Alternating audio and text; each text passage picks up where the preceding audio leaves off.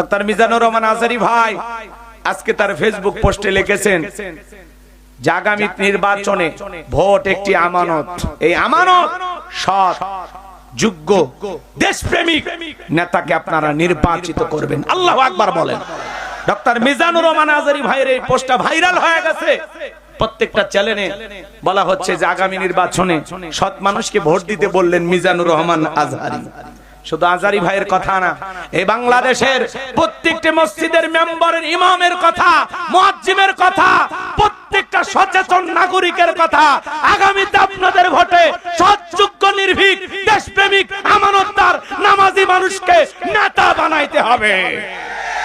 কারা কারা এই কথায় একমত হাত তুলে দেখান। লিল্লাহি তাকবীর।